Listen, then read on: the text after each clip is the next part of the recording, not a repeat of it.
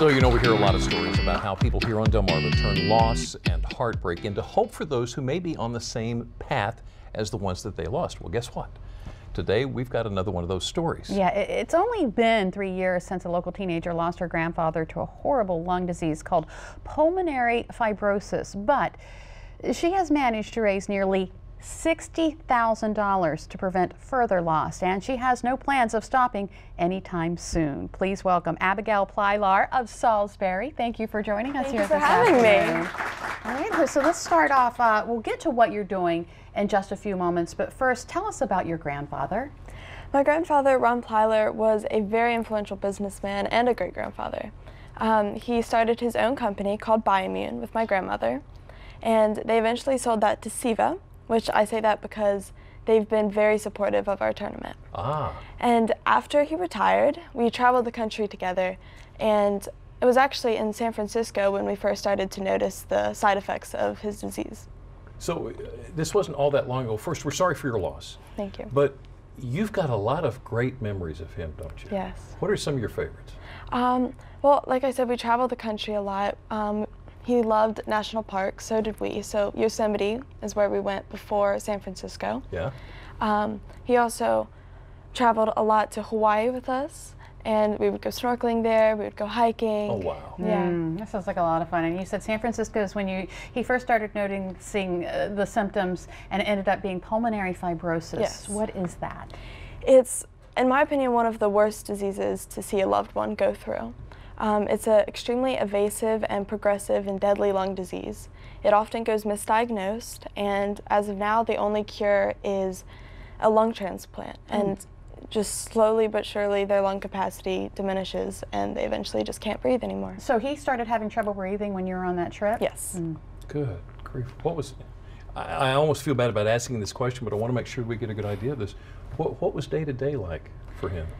Before the disease got into his lungs, he was very active, he was very healthy, he swam every day, he walked everywhere, he was just in great health. Yeah. But after he was diagnosed, his health went down very rapidly, and he eventually just couldn't do the things that he loved. And you said that the only cure for it is a lung transplant, but unfortunately he passed before he got one? Yes, he did. The night that we received the news that he would get the lung transplant, he passed away. Oh no. So, since that happened, and again, we're sorry for your loss, but since that happened, you have launched Love for Lungs. What is that? Tell us about it. Well, before my grandfather passed away, me and my family were so touched by the care and the kindness that the University of Maryland showed towards not just my grandfather, but the well-being of my family and the difficulty that we had with his disease. And then afterwards, we were invited to tour their research facilities, and we were in awe at how much they truly cared about trying to better the lives of future patients. And we wanted to contribute to what they're doing at the University of Maryland lung research facilities. And we wanted to get the word out, not just about pulmonary fibrosis and how prevalent and deadly it is, but also about the University of Maryland's lung facilities. The research and stuff. And you've already raised nearly $60,000? Yes. And that money's going toward that research? Directly, all of it. That is incredible. Thank you. So tell us about the tennis tournament you got coming up. Yes, this year on Friday, May 18th, from 9 a.m. to 1 p.m. is men's doubles and women's doubles. And then on Saturday, May 19th, is mixed doubles. Again, from 9 a.m. to 1 p.m. Right. Lunch is served, breakfast is served, it's a lot of fun. And then Saturday night, from 5:30 to 8:30, is an after party. Paul Cullen, the bass player, he's coming to sing and provide food. Dr. Icona and previous lung transplant recipients are coming to speak and assure everybody the benefits of donating lungs, going to the University of Maryland, the effects of pulmonary fibrosis, all of that, and then we're going to give out prizes. Wow. Now, you're a tennis player, so this was just a natural, wasn't Yeah. How about that?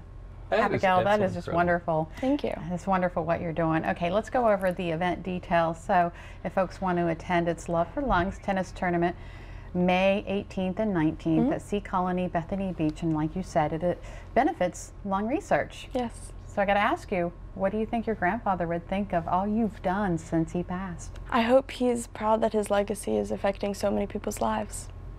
I think he would also be very proud of you. I think hope so so. too. Well done. Abigail, thank you so Thank much you. for talking to us. Thank you for Appreciate it. coming in. Good luck with Wonderful. everything. Thank you. Yeah. It's gonna be awesome. Yeah, absolutely.